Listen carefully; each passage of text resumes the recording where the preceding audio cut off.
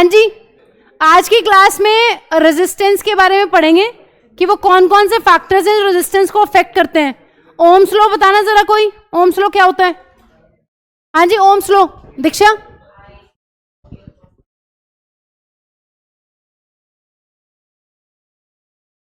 अगर किसी सर्किट में हमें करंट इंक्रीज करना है तो हमें क्या इंक्रीज करना पड़ेगा? Battery number of cell increase करने पड़ेंगे, potential difference across the conductor हमें इंक्रीज करना पड़ेगा अगर करंट हमें बढ़ाना है किसी सर्किट के अंदर। चलो आओ, हाँ जी क्वेश्चन करो, जल्दी करो फटाफट। क्वेश्चन लिखने की जरूरत नहीं है, जो ऐसे क्वेश्चन होंगे वो एनसीईआरटी के ही हैं, सीधा नंबर डाल लो। NCERT exercise question number 8। Question ही करवाने और क्या करवाएं? करो जल्दी, क्वेश्चन क्लास में करवाने पड़ेंगे ना थोड़े थोड़े मुझे। When a 12 volt battery is connected across an unknown resistor, there is a current of 2.5 milliampere in the circuit. Find the value of the resistance of the resistor. पहले सर्किट बनाओ, एक प्यारा सा सर्किट डायग्राम जरूर बनाना है, पहले वो बनाओ, उसके बाद क्वेश्चन स्टार्ट करना। हाँ जी, बैटरी है, कितने वोल्ट की बैटरी है? 12 वोल्ट। दूर दूर बेटा, दूर दूर मैं नहीं पढ़ा पाऊंगी ऐसे। आयुष्मान इधर हो जाओ, विभोर बिल्कुल कोने में हो जाओ, करनी बात तो करनी तो उधर हो जाओ जल्दी। आयुष्मान वहां से बेटा आगे इधर आ जाओ, मुझे पता है ना फिर क्या करोगे। इधर इधर इधर, मुंह बंद। विनायक कंट्रोल योरसेल्फ बेटा, कंट्रोल। हाँ जी कंट्रोल, हर टाइम मजाक ठीक नहीं है। हाँ जी, रजिस्टर का क्या सिंबल था? ये दे रखा है क्वेश्चन में, ऑफ कोर्स स्विच तो होगा ही, बना लो। वो ये कह रहा है तुमसे एक 12 वोल्ट की बैटरी को कनेक्ट किया गया है अक्रॉस एन अननोन रजिस्टर। ये रजिस्टर तुम्हें पता नहीं है इसका रेजिस्टेंस कितना है, ठीक है। और करंट उसने बोला है कि सर्किट के अंदर करंट कितना फ्लो कर रहा है? करंट जो है वो फ्लो कर रहा है 2.5 मिली एम्पियर। वो कह रहे हैं इस रजिस्टर की वैल्यू निकालो। ओम्स लॉ लगा सकते हैं? क्यों नहीं लगा सकते? बड़े आराम से मैम। तो जरूर लिख देना कि किस चीज को किसको यूज करके सॉल्व कर रहे हो। लिखो using Ohm's law V is equal to I R. V कितना है? 12। करंट कितना है? 2.5 मिली एम्पेयर। हाँ जी प्रणव, मिली एम्पेयर को एम्पेयर में चेंज करना जरा।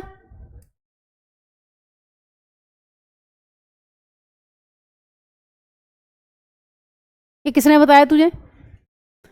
10 रेज टू द पावर -3। अगर कभी भी मिली एम्पेयर को एम्पेयर में चेंज करना है तो ऑफ कोर्स छोटी यूनिट है ना, तो 10 रेज टू द पावर -3। हाँ जी, आर कितना आ जाएगा?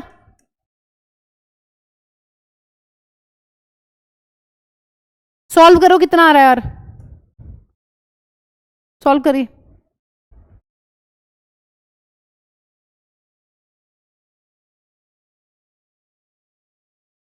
कॉपी पे मंत्र नहीं पढ़ने।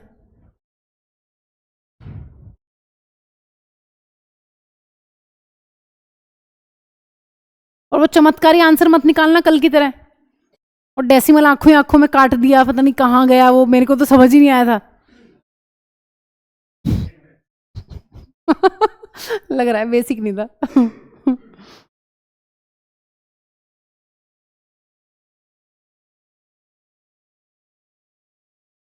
जल्दी बताओ, अभी तक तो आ जाना चाहिए था। इंग्लिश की 1-2 लाइन बोल दे भाई, चलो जल्दी। कितना आ रहा है? हाँ आ सकता है। हाँ हाँ 4.8 इंटू 10 की पावर कितना हो सकता है? सॉल्व कर लो, थोड़ा सा और सॉल्व कर लो। हाँ इसे पता है, ये मास्टर बैठा पीछे। करो सॉल्व, सिंपल कर ले। अगर और कितना आ रहा है? अगर डेसिमल हटा दो, वैसे 0 0 में ले आओ। 4800 आ रहा है क्या? मैं पूछ रही हूँ ना, आंसर वही है ना। हाँ जी, अगर 4800 ना दिया हो क्वेश्चन में, फिर अगर किलो ओम में आंसर दिया हो तो कितना दिया होगा? हाँ जी सही है, किलो ओम में आंसर दिया हो तो इतना आ जाएगा क्या? तो चेंज कर लेना, कई बार ओम नहीं देगा वो किलो ओम दे देगा ऑप्शन, अगर एमसीक्यू आएगा ऐसा तो ये देख लेना ध्यान से कि मिली एम्पियर को एम्पियर में चेंज कर लेंगे, एसआई यूनिट में लेके आ जाएंगे पहले। हाँ जी प्रणव, हिंदी समझ में आ रही है आपको जैसा आप इंग्लिश पढ़ रहे हैं आजकल, आ रही है? ठीक है। वोल्ट पोटेंशियल डिफरेंस किसमें दिया हुआ है? वोल्ट में कल पापा पूछ रहे थे कि इसकी पढ़ाई कैसे चल रही है, मैं फिर कुछ बोल नहीं पाई, इतनी जल्दी में पूछा उन्होंने, मैंने ठीक ही बोला, मैं क्या ठीक कर रहा है फिर मैंने बोला था आप संडे को मिलने आ जाना एक बार, फिर डिटेल में बता दूंगी।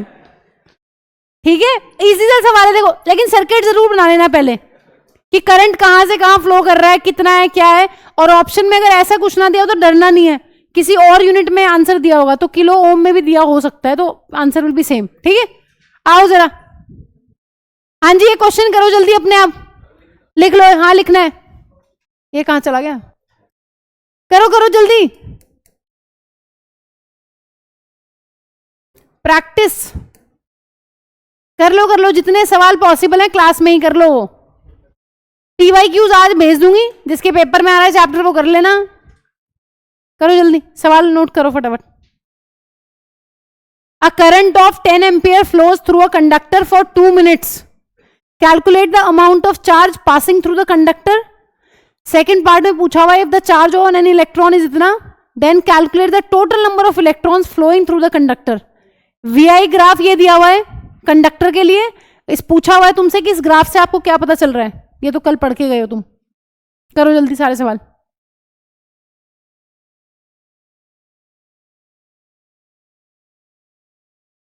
सब कुछ बताना है जो जो पूछा हुआ है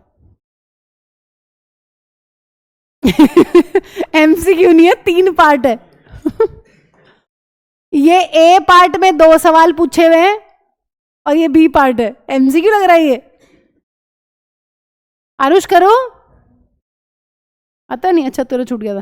पहले मैं मंडे को ना तुम्हें ये वाला चैप्टर करा दूंगी, है ना, जो शुरुआत वाला जो तुम्हारा मिस हो गया है, जो तुम्हें नहीं आता है। नोट्स पूरे कर लो, लेकिन लग नहीं रहा मुझे नोट्स लिख रहे हो तुम, बस नोट्स लेने की जल्दी थी, तुमने कर लिया है? करो जल्दी, फिर नेक्स्ट टॉपिक पढ़ रहे हैं।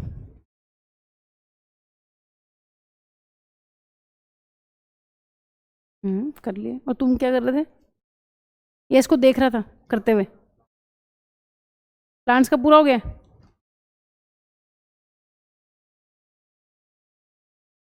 उठाना इसे,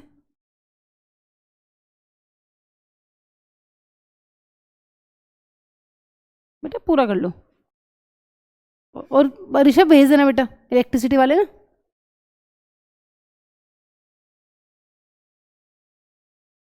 कौन आप, क्या मैं तो सब कुछ ही लिखवा रही हूँ, क्वेश्चंस भी तो करवा रही हूँ।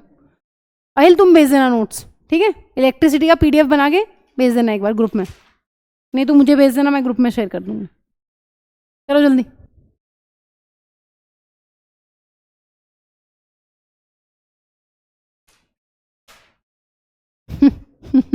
कितना बड़ा डाउट है, 1 मिनट में 60 सेकंड होती है ना।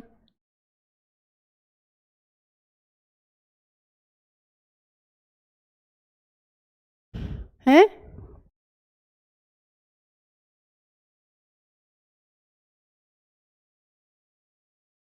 करो जल्दी बेटा, आ जाना चाहिए था एक आधे का आंसर अभी तक।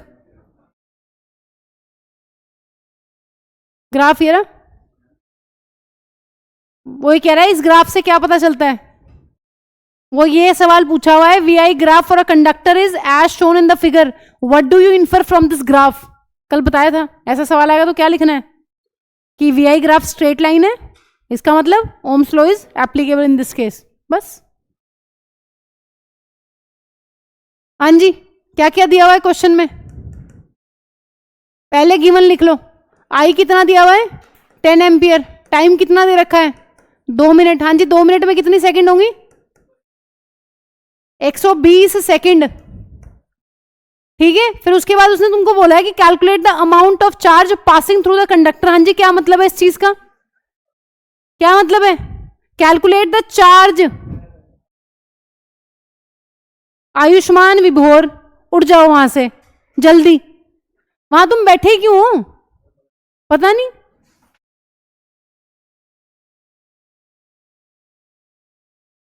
हाँ जी, पहले क्वेश्चन में क्या पूछा है? चार्ज। चार्ज कितना होगा? I T. आई कितना है? 10 और टी कितना है? इतना। कितना आ जाएगा आंसर? कूलम। ये भाई इसको उठाना।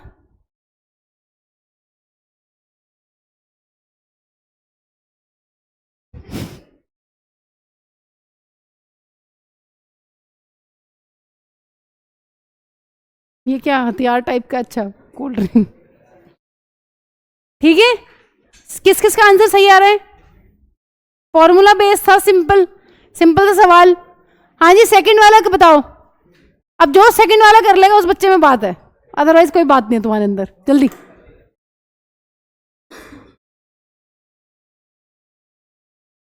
बात तो है ही फिर हिल में। चलो करो जल्दी। सेकंड पार्ट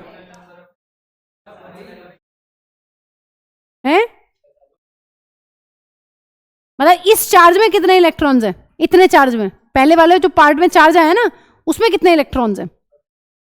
हाँ जी, सेकंड क्वेश्चन का मतलब ये है,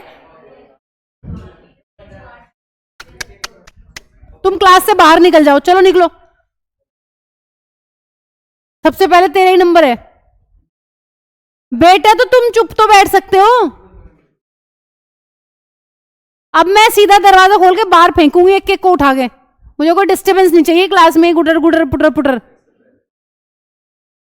कोल्ड ड्रिंक पीनी है, पी के अंदर आ जाओ। जाओ और जाओ जल्दी, जिस इसको पीनी है। चलो निकलो जल्दी। बेटा बार बार नहीं टोकूंगी ना, अब यही काम है क्लास में बस। हाँ जी जाओ जल्दी, दरवाजा खोलू क्या? नहीं, पी के आ जाओ, कोई दिक्कत नहीं मुझे। जाओ जल्दी। नहीं, पहले कोल्ड ड्रिंक पीना इंपॉर्टेंट है ना, पढ़ाई तो चलती रहेगी, बाद में हो जाएगी किसी दिन। हाँ जी, सेकंड पार्ट का क्या मतलब है? सेकंड पार्ट में वो ये बोल रहा है कि जो 1200 कूलाम चार्ज आया उसमें कितने इलेक्ट्रॉन्स हैं? क्या आंसर आया?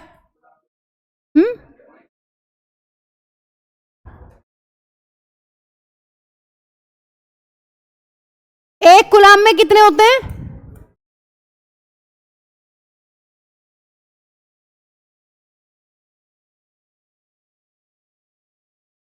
पहले भाई तुम शांत हो जाओ, मैं ऐसे नहीं पढ़ा पाऊंगी।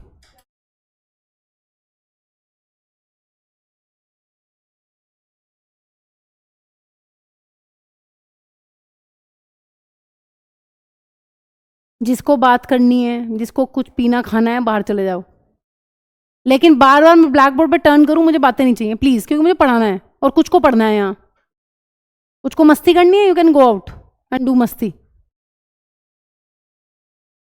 हाँ मुझे कोई दिक्कत नहीं है, मैं तो घर फोन कर दूंगी। इन्हें मस्ती करनी थी, मैंने क्लास से बाहर निकाल दिया था। लेकिन बस चुप हो जाओ, मुझे आवाज नहीं आनी चाहिए, मुझे डिस्टर्बेंस नहीं चाहिए, मुझे बहुत पढ़ाना है यार। नहीं कि बस ऐसे करके फिर बातें करने लग जाते हो। विभोर और आरुष प्लीज। हाँ बेटा तभी कह रही हूँ, बोलो मत। हाँ जी, क्या निकालना है? क्वेश्चन में निकालना है कि 1200 कूलाम में कितने इलेक्ट्रॉन्स हैं। ये बताओ, एक इलेक्ट्रॉन पे कितना चार्ज है? हाँ जी, चार्ज ऑन वन इलेक्ट्रॉन कितना है?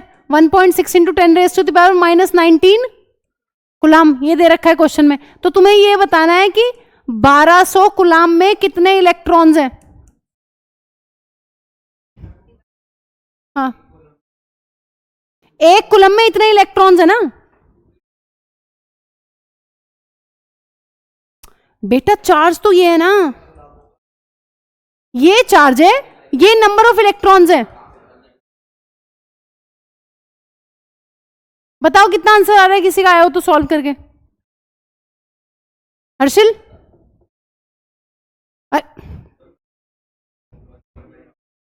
कितना आ रहा है?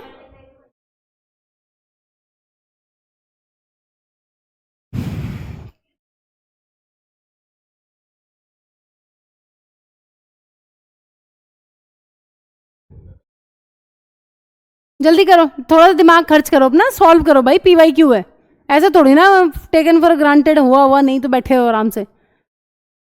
आरुष ये तो तुम भी कर सकते हो बेटा, जब तुम्हें इतनी बेसिक सी बातें पता है। ये बेसिक तो पता है ना कि एक इलेक्ट्रॉन पे इतना चार्ज, तो इतने में कितने इलेक्ट्रॉन्स। अगर तुम्हें ये चीज पता है कि इतने कूलाम में एक इलेक्ट्रॉन है, तो तुम ये नहीं बता पा रहे हो कि इतने कूलाम में कितने इलेक्ट्रॉन्स होंगे। एक ये फॉर्मूला लिख लो, नहीं तो Q इज इक्वल टू क्या होता है, NE। क्या मतलब है, टोटल चार्ज का मतलब होता है ma'am number of electrons into charge on one electron. यही तो यहां से फॉर्मूला बन जाएगा, चार्ज ऑन वन इलेक्ट्रॉन। और ये भी तुम्हें दिया हुआ, ये भी तुम्हें दिया हुआ, दिक्कत कहां आ रही है भाई, तुम तो बहुत ज्यादा। चार्ज कितना है, 1200 coulomb. Number of electron solve करने हैं, एक इलेक्ट्रॉन पे कितना चार्ज है, इतना कूलाम। तो n की वैल्यू क्या आ जाएगी, 1200 अपॉन 1.6 इंटू 10⁻⁻19। सॉल्व करो,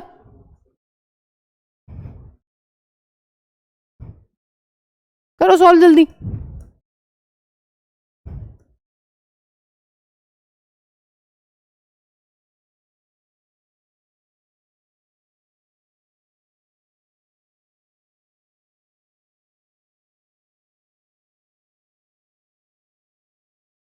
कितना आ जाएगा, इतने नंबर ऑफ इलेक्ट्रॉन्स आ जाएंगे 1200 कूलाम के अंदर। तो अगर तुम्हें बेसिक सी बात पता है कि एक इलेक्ट्रॉन पे 1.6 इंटू 10⁻⁻19 कूलाम चार्ज है, तो तुम 1200 कूलाम में नहीं निकाल पा रहे हो कितने इलेक्ट्रॉन्स हैं, इतने इलेक्ट्रॉन्स हैं 7.5 इंटू 10⁻21 इलेक्ट्रॉन्स। आयुष्मान इतना क्यों खुश हो रहे हो फ्री की कोल्ड ड्रिंक देख के, और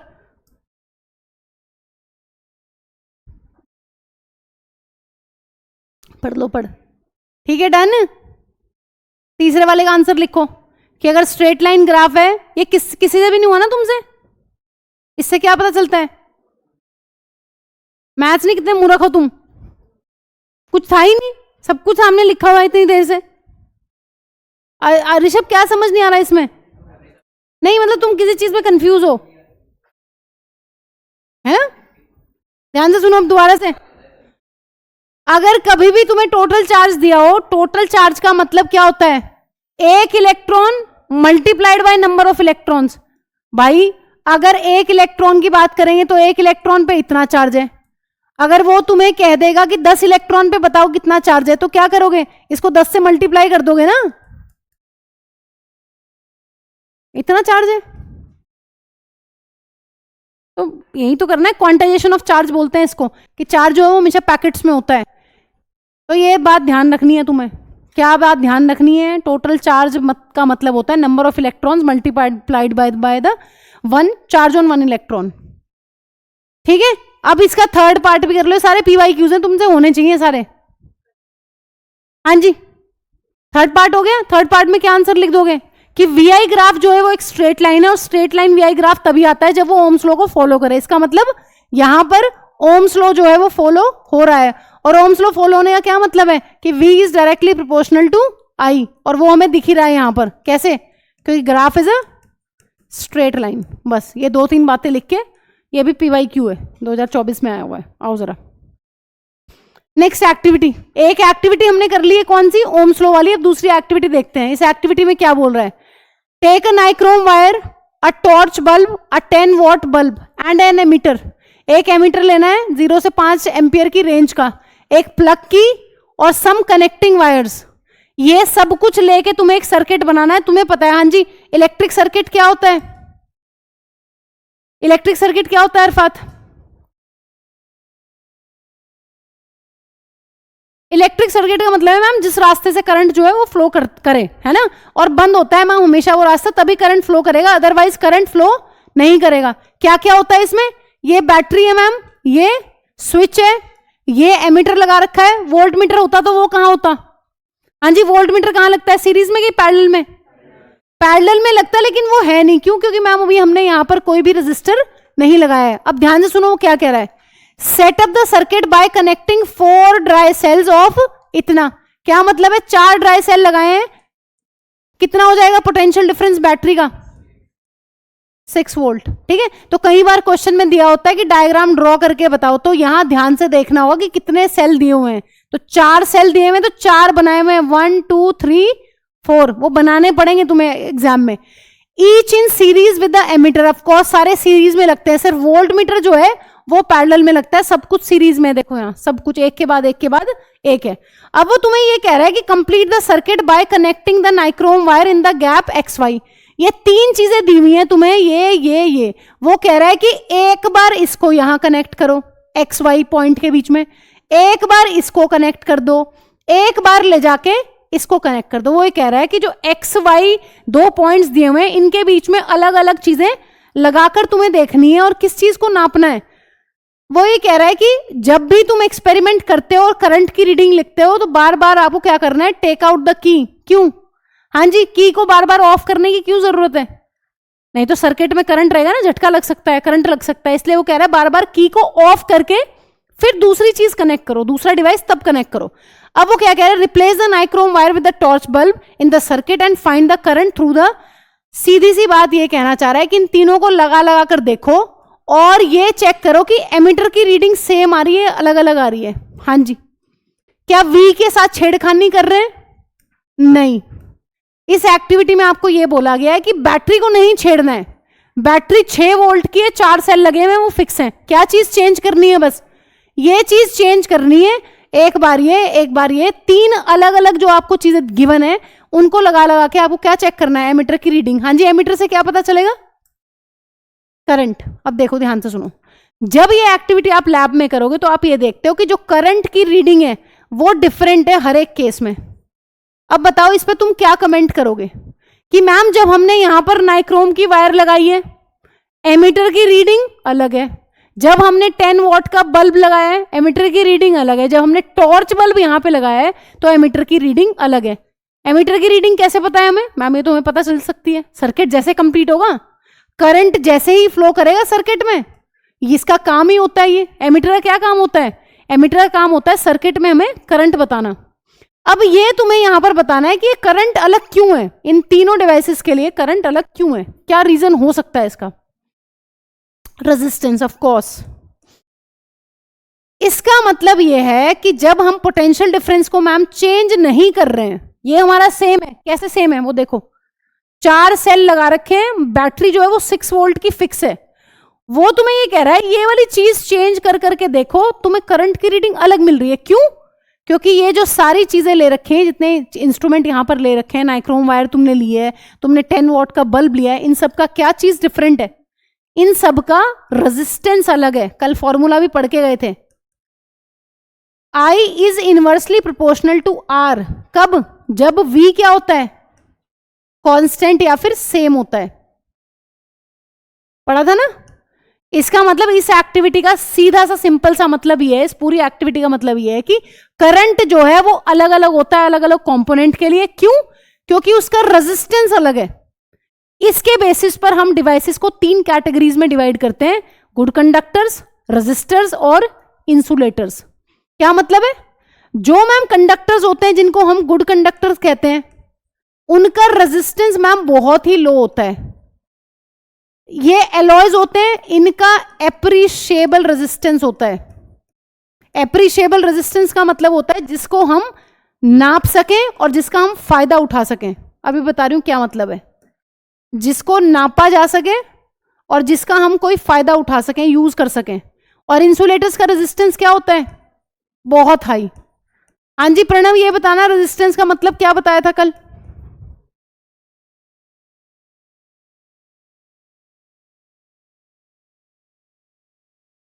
रुकावट।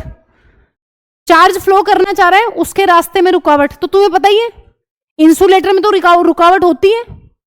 ये सारी जितनी भी कवरिंग है, ये वायर की इंसुलेशन जो होती है किस चीज की है? सारी प्लास्टिक मैम, ये सब इंसुलेटर्स ही तो है ताकि करंट इनसे फ्लो ना हो सके। स्लीपर्स किस चीज की होती हैं? प्लास्टिक की। क्यों? इंसुलेटर, करंट ना लगे, सर्किट कंप्लीट ना हो जाए कहीं हमारा ही। ठीक है, तो इसका मतलब ये है, वो एक्टिविटी तुम्हें सिंपली ये बता रही है कि अलग अलग कंपोनेंट्स में अलग अलग करंट है। क्या मतलब है इस चीज का?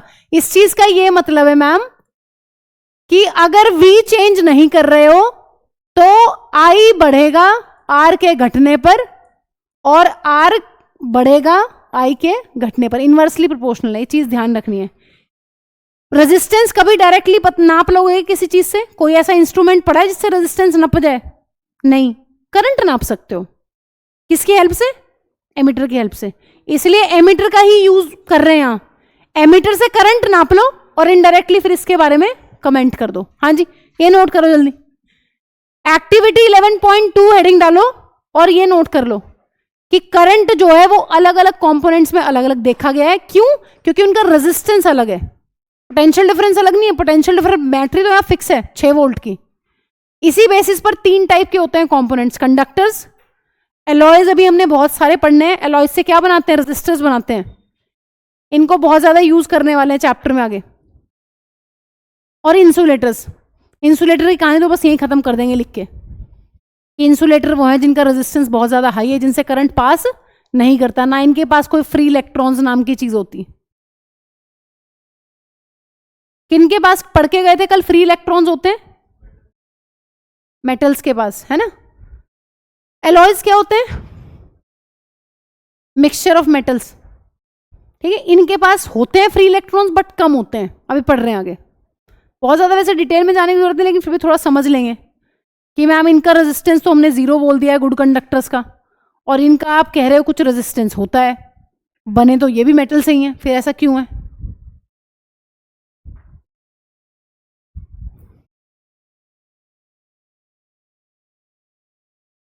और मंडे तक नोट्स कंप्लीट कर लो अपने सारे। पहले इलेक्ट्रिसिटी कर लेना और बाद में वो वाला चैप्टर कर लेना, रिप्रोडक्शन। और बेटा आप क्या क्या कंप्लीट करोगे अभी?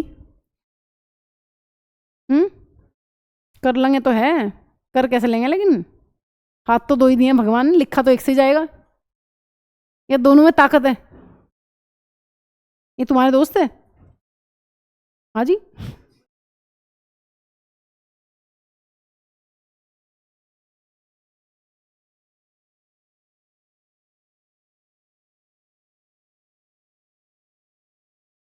दे देना जाते हुए, शाम को फ्री हो आराम से पढ़ लूंगी।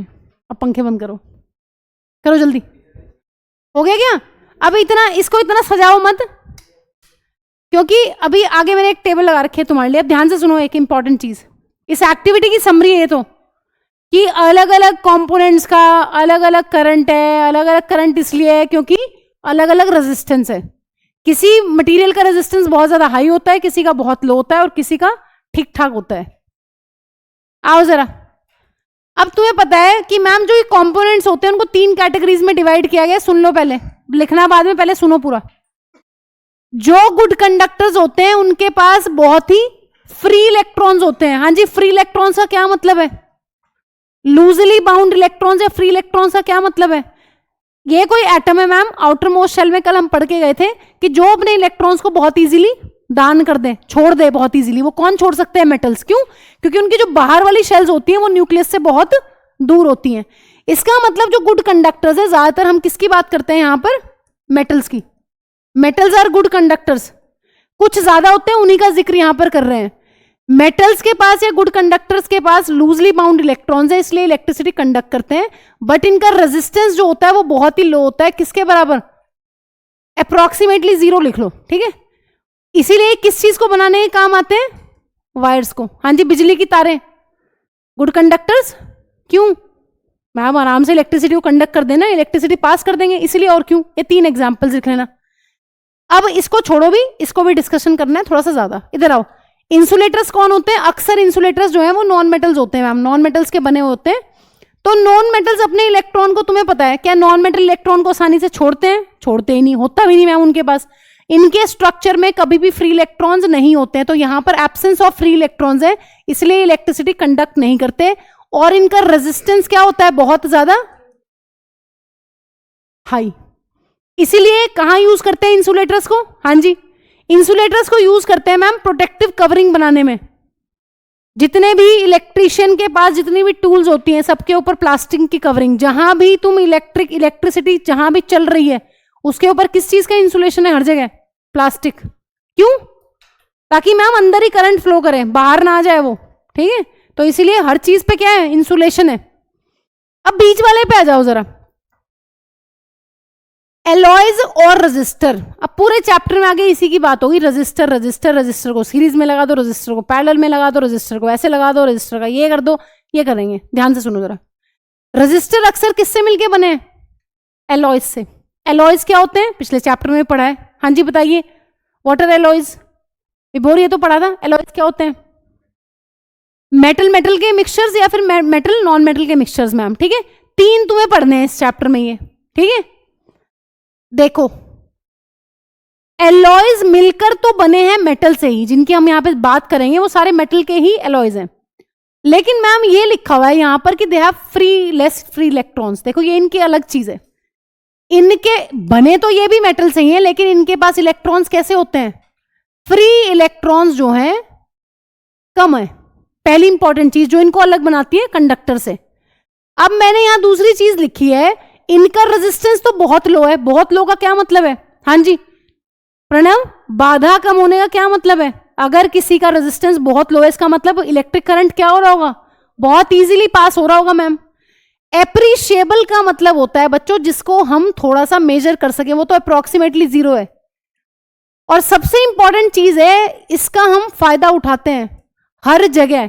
अब जितने भी हम सारा आगे पूरा चैप्टर पढ़ेंगे उसमें हम रजिस्टर को यूज करेंगे, कहीं भी हम कंडक्टर को यूज नहीं करेंगे। हमेशा हम क्या करेंगे, ऐसे रजिस्टर बनाएंगे, ये सीरीज में लगा दिए 2, ये उसमें लगा दिए पैरेलल में, ये पढ़ेंगे।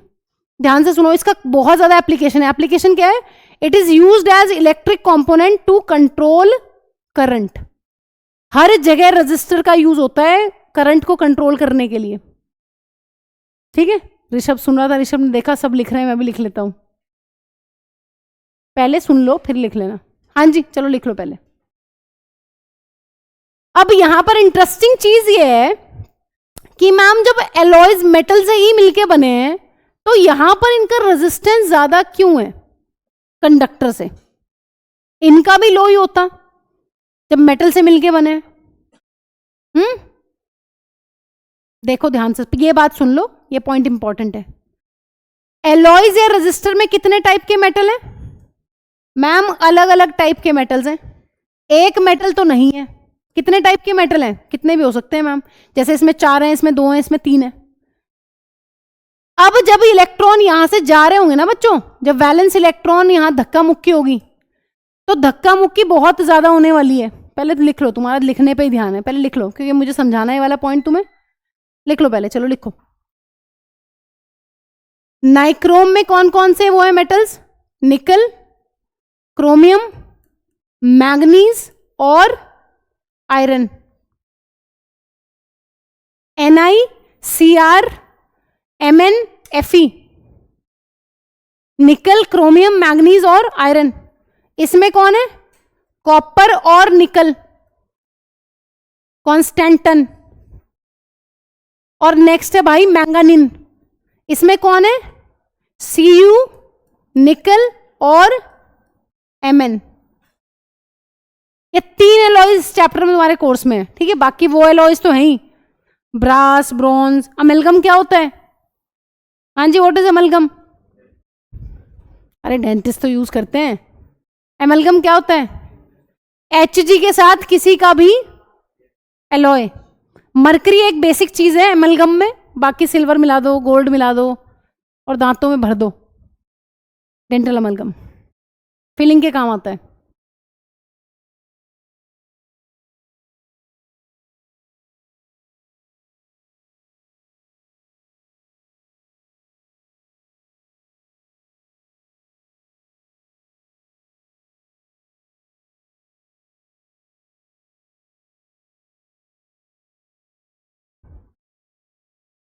कांची की प्रेजेंटेशन बड़ी अच्छी होती है। नहीं नहीं अच्छी बात है, करो करो, वेरी गुड। जो अच्छी चीज होती है उसको छोड़नी नहीं चाहिए।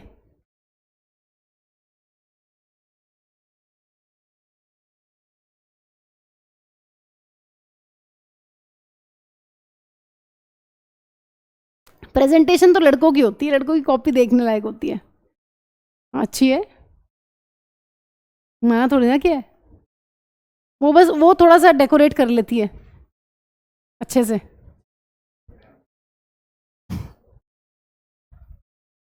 आओ अब सुन ले बात।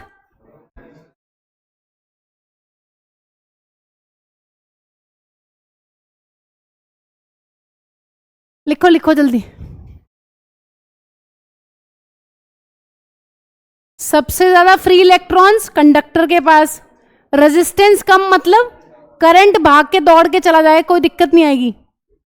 उसके बाद कम फ्री इलेक्ट्रॉन्स एलॉयज के पास, रजिस्टर के पास, उसको दिक्कत आने वाली है करंट को दौड़ाने में। और ये बहुत अच्छी बात है हमारे लिए कि रजिस्टर या एलॉय में से जो इलेक्ट्रॉन्स है, जो चार्ज है, वो इतनी आसानी से दौड़ के नहीं जा पाता। ये बहुत अच्छी बात है, क्योंकि जितना करंट के रास्ते में, इलेक्ट्रॉन्स के रास्ते में जितनी मुसीबत आएगी, उतने ही का ही हम फायदा उठा लेंगे। अभी हम पढ़ेंगे इस चीज को कि रेजिस्टेंस जितना ज्यादा होता है ना, उतना ही ज्यादा किसी गैजेट में हीट प्रोड्यूस होती है। तो ये बहुत फायदेमंद चीज है हमारे लिए, बहुत ज्यादा। रेजिस्टर का होना या बनना इज वेरी फायदेमंद। जितना ज्यादा रेजिस्टेंस होगा किसी रेजिस्टर का, उतना ही ज्यादा वहां पर हीट प्रोड्यूस होगी। ठीक है। इंसुलेटर की क्या कहानी है? यहां पे तो फ्री इलेक्ट्रॉन्स है ही नहीं मैम, ये इलेक्ट्रिसिटी को अपने से पास होने नहीं देते, तो ये भी अच्छी बात है तुम्हारे लिए। हाँ जी, अगर इंसुलेटर्स ना होते तो क्या होता? दिक्कत ही दिक्कत होती, कहीं भी टच ना कर पाते जहां से इलेक्ट्रिसिटी चल रही होती। ठीक है। तो क्या तुम क्या कर रहे हो? Rubber, plastic, would, cloth, diamond, ये सारे एग्जांपल्स हैं तुम्हारे। ग्रेफाइट क्या होता है? इसमें आएगा क्या? क्यों? ग्रेफाइट एक्सेप्शन है। ग्रेफाइट के पास फ्री इलेक्ट्रॉन्स होते हैं, that is a conductor of electricity. हाँ जी, कौन से चैप्टर में बताया था? 3 में। Graphite is a good conductor of electricity. 4th chapter में आएगा फिर से डिटेल। क्यों? क्योंकि इसके पास होते हैं फ्री इलेक्ट्रॉन्स। अब ध्यान से सुनो, चुप हो जाओ। इसके पास सबसे ज्यादा फ्री इलेक्ट्रॉन्स, इसके पास थोड़े थोड़े फ्री इलेक्ट्रॉन्स, इसके पास कोई फ्री इलेक्ट्रॉन्स नहीं है। इसका रेजिस्टेंस ऑफ कोर्स, जिसके फ्री इलेक्ट्रॉन्स दौड़ के चले जाएंगे उसका रेजिस्टेंस कम, जिसके इलेक्ट्रॉन्स हैं तो, लेकिन वो अच्छे से पास नहीं हो रहे। ध्यान से इसका रीजन सुन लो। तुम्हें पता है एलॉयज में, रेजिस्टर्स में सारे एटम अलग अलग हैं। ये देख लो, एक टाइप का एटम तो नहीं है। हाँ जी, यहां क्या था? अगर कंडक्टर की बात करें और हम सिल्वर के कंडक्टर की बात करें तो सारे एटम किसके हैं? सारे एटम सिल्वर के हैं, एक जैसे एटम है, यूनिफॉर्मिटी है स्ट्रक्चर में। यहां दिक्कत आती है। यहां रेजिस्टेंस क्यों है मैम? इतनी बाधा क्यों है? हाँ जी, बाधा का क्या मतलब है? ये इलेक्ट्रॉन्स दौड़ना चाह रहे हैं लेकिन दौड़ नहीं पा रहे, रुकावट है। किस चीज की रुकावट है? क्योंकि भाई एटम्स अलग अलग टाइप के हैं ना, इसलिए रुकावट है ज्यादा। कोई एटम बड़ा, कोई छोटा, कोई उससे बड़ा, अलग अलग टाइप के एटम। इसका मतलब इलेक्ट्रॉन्स पार हो रहे होंगे ना, वहां से जा रहे होंगे, तो इलेक्ट्रॉन्स टकरा टकरा के रिपल्शन से इनकी स्पीड क्या हो जाती है? स्लो हो जाती है, क्योंकि यहां पर अलग अलग टाइप के एटम्स है। इसलिए सारे एटम सेम है, दौड़ के चले जाते हैं, कम दिक्कत आती है। यहां पर सारे एटम अलग अलग साइज के हैं, अलग अलग हैं, इसलिए यहां पर ज्यादा हिंड्रेंस है, इसलिए यहां पर रेजिस्टेंस ज्यादा है। और यहां पर तो फ्री इलेक्ट्रॉन्स ही नहीं है, इसलिए यहां पर रेजिस्टेंस सबसे ज्यादा है। यहां पर तो करंट दौड़ ही नहीं सकता।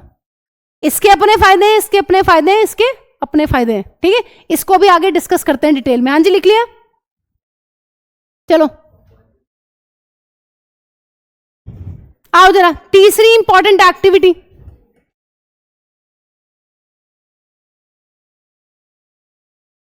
सुनो ध्यान से। Complete an electric circuit consisting of a cell, ammeter, nichrome wire.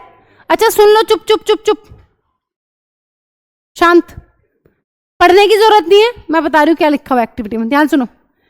एक सेल, एक एमिटर, हाँ जी ये क्या है? स्विच या फिर प्लग की। बताना जरा, सिंबल से क्या पता चल रहा है? करंट चल रहा है कि नहीं चल रहा है? चल रहा है। करंट कहां से कहां दौड़ता है? पॉजिटिव से नेगेटिव, पॉजिटिव से नेगेटिव। अब ध्यान से सुनो इसने क्या बोला है। इस एक्टिविटी में इसने ये कहा है कि ये और ये पॉइंट, इसको x मान लो, इसको y मान लो। वो ये कह रहा है कि पहले इस x y के बीच में नाइक्रोम की वायर लगाओ। कितने लेंथ की? L लेंथ की। हाँ जी सुन लो एक्टिविटी, सुन लो ध्यान से। पूरा सर्किट सेम रहेगा, वही सेल रहेगा, वही एमिटर रहेगा, सब कुछ वही रहेगा।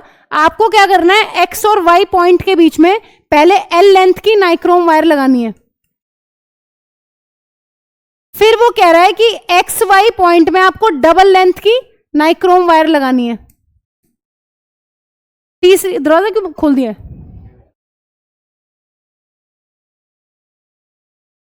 हाँ जी, तीसरे केस में आपको क्या करना है, एक्स और वाई पॉइंट के बीच में आपको मोटी वायर लगानी है, नाइक्रोम की ही वायर रहेगी बट वो रहेगी हल्की सी थिक। हाँ जी, क्या 3 कंडीशंस हैं? एक्स वाई पॉइंट के बीच में पहले आप एल लेंथ की नाइक्रोम वायर लगाएंगे, ठीक है, फिर आप डबल लेंथ की वायर लगाएंगे, फिर आप एक मोटी वायर लगाएंगे इसी एक्स और वाई पॉइंट के बीच में। और आपको क्या करना है, आपको तीनों केसेस में एमीटर की रीडिंग चेक करनी है, क्योंकि आप इन एक्सपेरिमेंट्स के अंदर पोटेंशियल डिफरेंस को नहीं छेड़ रहे हो। हाँ जी, आपकी बैटरी या सेल ये कांस्टेंट है, ये सेम है, पोटेंशियल डिफरेंस ना तो बढ़ा रहे हो ना घटा रहे हो, सिर्फ किस चीज की रीडिंग चेक करनी है, एमीटर की। इससे क्या पता चलेगा तुम्हें? हाँ जी, एमीटर करंट बता देगा और करंट से इनडायरेक्टली क्या पकड़ लेंगे, रेजिस्टेंस। अब ध्यान से सुनो जरा, इस एक्टिविटी का क्या निष्कर्ष आता है तुम्हारे पास, मैं बताती हूं, समरी जिस्ट। हाँ जी, लिखो जरा, बात सुनो ध्यान से। से for example initial potential difference V है, कौन सी एक्टिविटी दी है, करंट कितना था I, initial resistance R, length L, area of cross section A। अब ध्यान से सुन लो, कहीं नहीं दिया होगा ना, कोई तुम्हें बताएगा कि आया कैसे है। रेजिस्टेंस को सॉल्व करने का सिर्फ एक ही तरीका है, रेजिस्टेंस को तुम वैसे नहीं नाप सकते, करंट से ही तुम बता सकते हो कि रेजिस्टेंस की क्या डिपेंडेंसी है। दरवाजा बंद कर दो, ध्यान से बात सुनो। इसको चेंज कर रहे हैं क्या? नहीं, इसको कोई, इसके साथ कोई छेड़खानी नहीं हो रही है। हाँ जी, बात सुनो जरा, तुमने लेंथ को क्या किया, जब L लेंथ है तो तुम्हारा करंट कितना आ रहा है मीटर में? हाँ जी बताओ जल्दी। जब लेंथ L का तुमने नाइक्रोम वायर लगा रहा है, तुम्हारी करंट की रीडिंग कितनी आ रही है? आई। अब तुमने क्या किया दूसरे केस में, मैम हमने ना लेंथ को डबल किया है। लेंथ को डबल करने से आपने देखा है करंट मेरा हाफ हो गया है।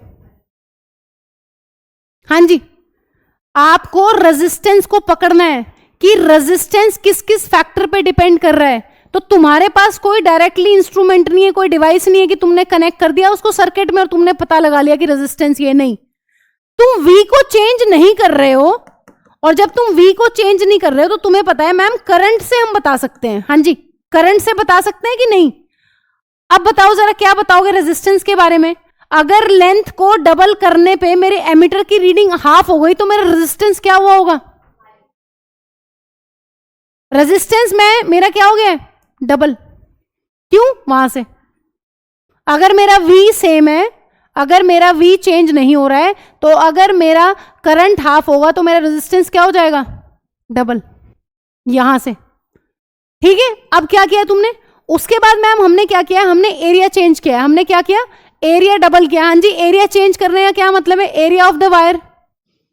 यहां वायर से फॉर एग्जाम्पल इतनी पतलू थी, फिर तुमने मोटू वायर लगाई, क्या होता है area? Area of cross section क्या होता है? पाई आर स्क्वायर। अब बताओ, अब देखो तुमने क्या देखा। तुम रेजिस्टेंस को नहीं देख पाते, तुम किसको देख पा रहे हो? हाँ जी, करंट को। बताना जरा करंट पे क्या फर्क पड़ेगा? यहां तुमने देखा कि जैसे ही हमने एरिया को डबल किया है, मेरा करंट क्या हो गया है? करंट भी मेरा डबल हो गया है, तो मेरा रेजिस्टेंस क्या हो जाएगा? हाफ। इससे तुम्हारे पास ये पूरा एक्सपेरिमेंट करने के पास तुम्हारे पास एक पिक्चर आती है क्या, कि जो मेरा रेजिस्टेंस होता है ना किसी कंडक्टर का, वो डायरेक्टली प्रोपोर्शनल है किसके? लेंथ के। अगर मैं लेंथ को बढ़ाता हूं तो मेरा रेजिस्टेंस क्या हो रहा है? बढ़ रहा है। अगर मैं एरिया को बढ़ाता हूं तो मेरा रेजिस्टेंस क्या हो रहा है? हाँ जी, देखना जरा, घटता है कि बढ़ता है?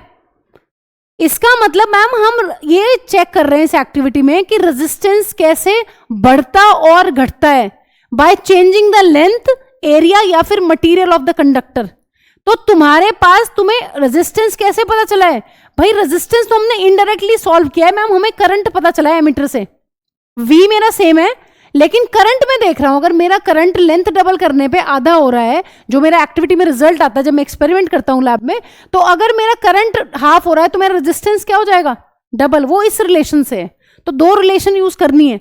इसका मतलब मेरे पास ये पहला रिजल्ट आ गया इस एक्टिविटी का, और दूसरा रिजल्ट ये आ गया है, ठीक है। अब तीसरी चीज देखो क्या करते हैं, तीसरी चीज करते हैं मैम, मान लो हमने अभी तक सिल्वर की वायर यूज कर रहे थे और अब हमने यूज कर लिए कॉपर की वायर, तो हमने क्या चीज चेंज कर दी है, मटेरियल। तो हमने ये देखा है कि अगर हम मटेरियल चेंज करते हैं तो भी क्या चेंज होता है, तो भी करंट चेंज होता है। इसका मतलब रेजिस्टेंस कब भी चेंज हो रहा है, रेजिस्टेंस चेंज होता है मैम। और जब रेजिस्टेंस मटेरियल की वजह से चेंज होता है उसको हम लोग बोलते हैं रेजिस्टिविटी। अभी बता रही हूं ये मैं, ठीक है। इसका मतलब तुम्हें क्या लिखना है अभी इस एक्टिविटी में, लिखो एक्टिविटी का कैप्शन डालो और ये चीज नोट करो बहुत छोटे छोटे में।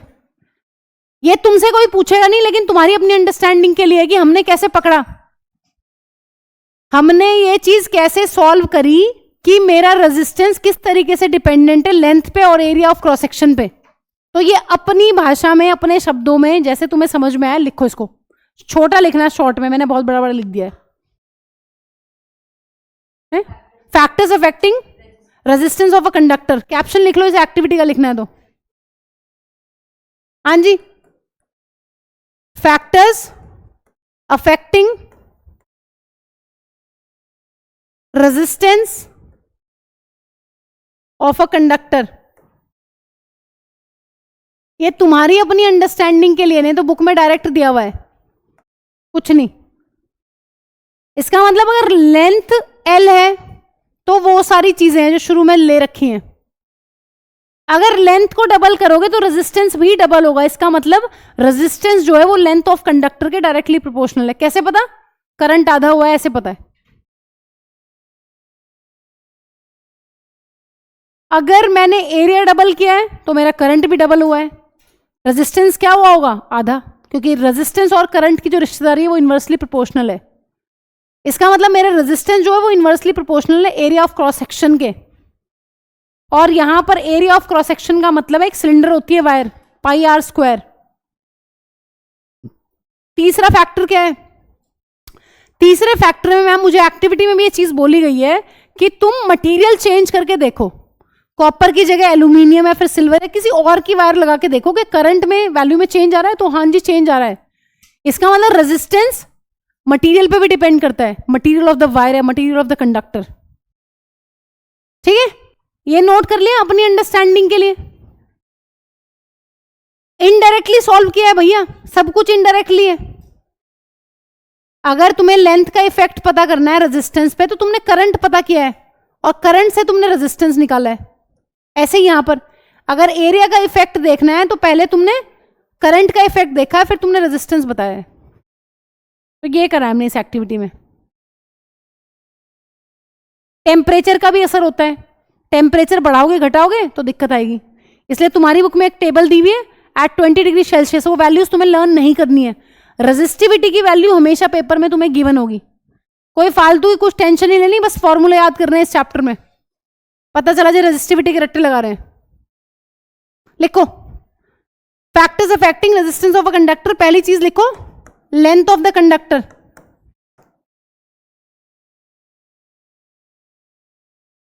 इसका मतलब R is directly proportional to L। दूसरी चीज लिखिए, ऐसे लिखना चाहिए मुझे, ऐसे लिखती हूं मैं, R is inversely proportional to the area of cross section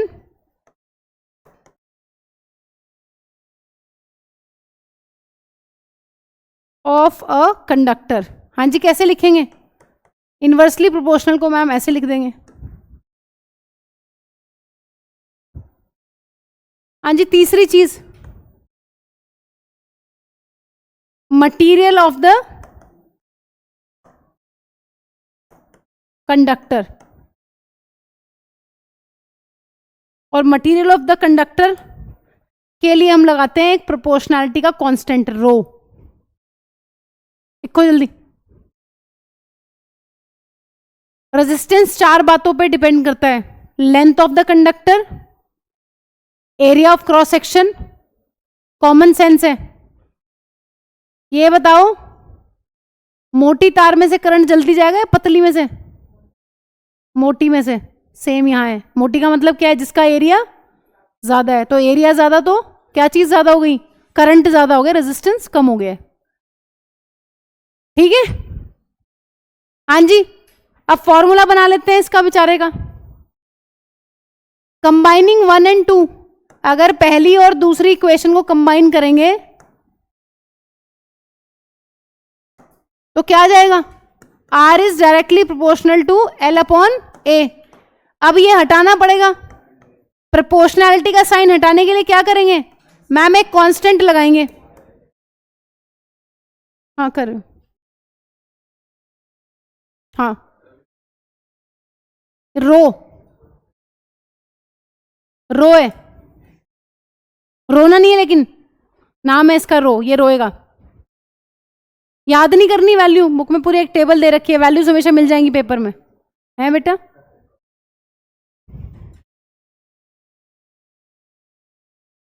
सांप ऐसे लटका हुआ।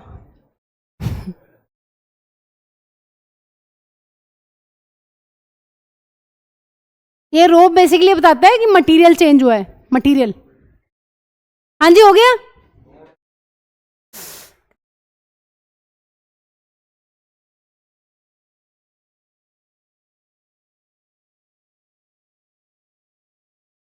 तू क्या वर्जिश सी कर रहा है?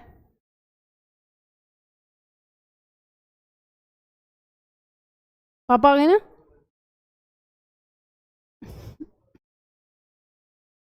अभी रोज क्लास आएगा, है ना? आयुष्मान ने इसीलिए पापा के आने से पहले सारे मजे ले लिए, इसे पूरी क्लास मिस करी कई दिन तक। आओ। हाँ जी, प्रोपोर्शनैलिटी का कांस्टेंट क्या लगा है? रो। इसका नाम होता है रेजिस्टिविटी, और ये किस पे डिपेंड करती है? मटेरियल पे, और साथ ही साथ टेम्परेचर पे। अब एक बात सुन लो जरा ध्यान से,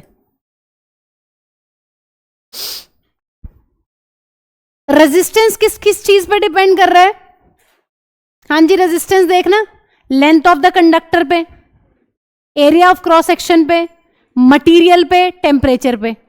क्योंकि रो आ गया ना इसके फॉर्मूले में, तो जब ये मटेरियल पे और टेम्परेचर पे कर रहा है तो ऑफ कोर्स वो भी करेगा। लेकिन रेजिस्टिविटी किस किस चीज पे डिपेंड कर रही है? सिर्फ मटेरियल पे और टेम्परेचर पे।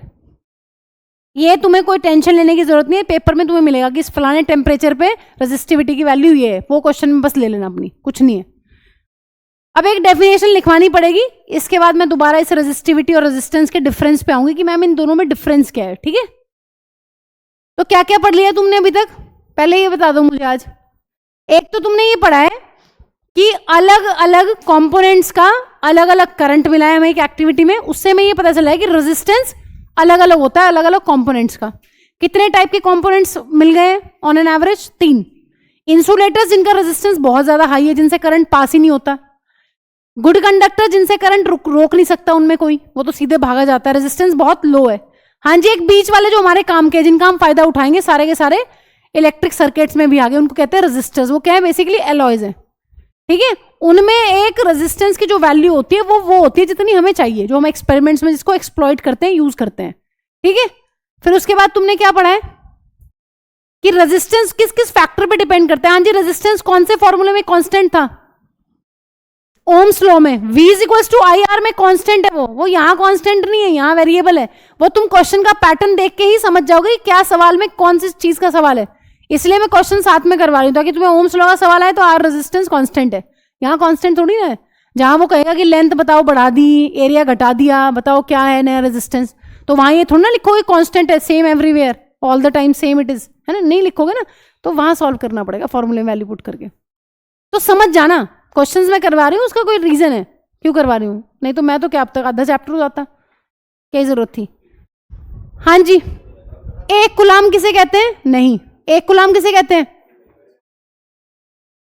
6.25 इंटू 10⁻⁸ 18 इलेक्ट्रॉन्स के पास जितना चार्ज होता है। हाँ जी हर्षिल, एक एम्पियर किसे कहते हैं?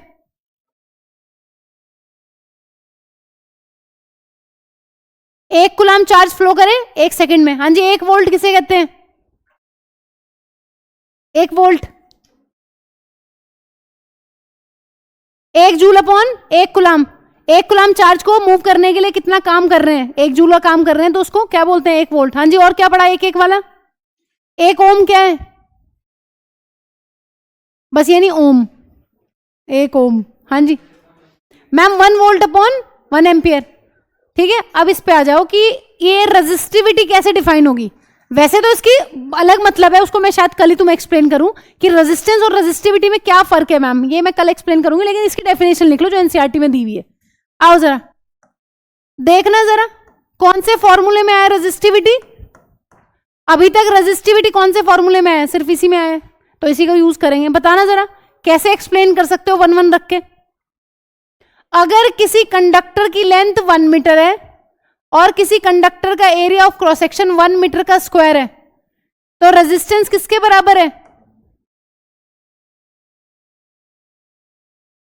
रेजिस्टिविटी के। तो ध्यान से सुनो कैसे डिफाइन करना है पेपरों के लिए। हाँ, हमें क्या लग रहा था अभी तक?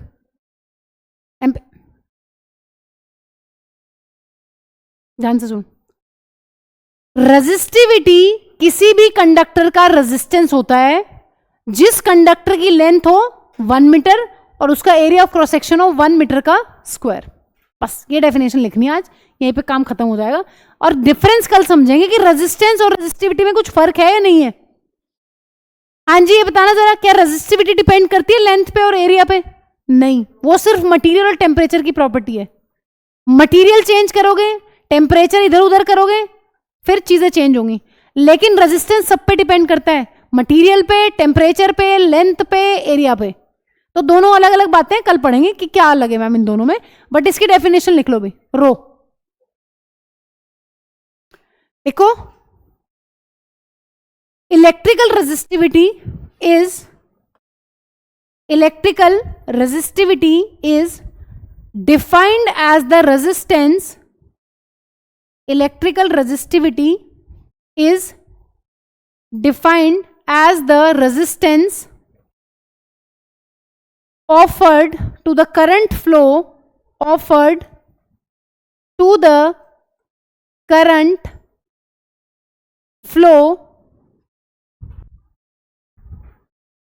by a conductor of unit length, by a conductor of unit length। Unit length का क्या मतलब है?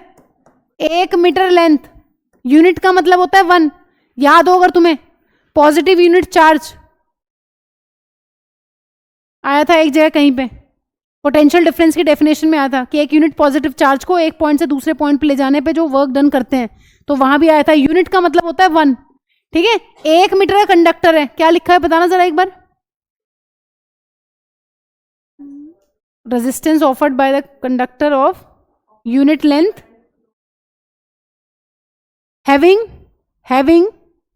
Unit area of cross section, having unit area of cross section, having unit area of cross section. Next line में लिखो, it depends on the nature of the material. It depends on the nature of the material of conductor. It depends on the nature of the material of the conductor and temperature.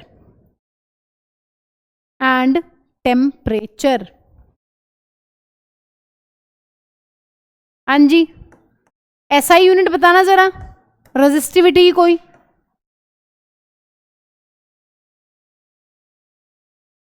हाँ जी, can anyone? क्या होगी ऐसा unit? Common, बहुत common सा सवाल है, कैसे solve करेंगे? R is equals to rho L upon A। हाँ जी, R की क्या होती है? ओम। रो की हमें पता नहीं, लेंथ की होती है मीटर, और एरिया की क्या होगी? एरिया क्या है यहां पर? पाई आर स्क्वायर, पाई की कोई यूनिट होती है क्या? आर की क्या होती है? बेटा कल से मत लाना, नहीं तो मुझे दान करना पड़ेगा फोन, ठीक है? एरिया की क्या हो जाएगी? मीटर स्क्वायर, मीटर से मीटर कट जाएगा, बताओ रो की क्या आ जाएगी? ओम मीटर। कई बार वो कह देता है कि शो करो, पूरा प्रूफ दो कैसे आया, तो शुरू से कर देना। अगर वो कहेगा इलेक्ट्रिकल रेजिस्टिविटी की क्या ऐसा यूनिट है, शो, तो शो का मतलब है शो पूरा, कि भाई ये फॉर्मूले से चले थे, area of cross section pi R square है, और पाई की कोई यूनिट नहीं होती, आर की मीटर होती है, तो मीटर का स्क्वायर है, वो सब रख के बता देना उसको। सीधा ओम मीटर लिख दोगे, 2 नंबर का सवाल होगा, मार्क्स काट लेगा वो, ठीक है? तो इसलिए ध्यान रखना है कैसे कैसे करना है।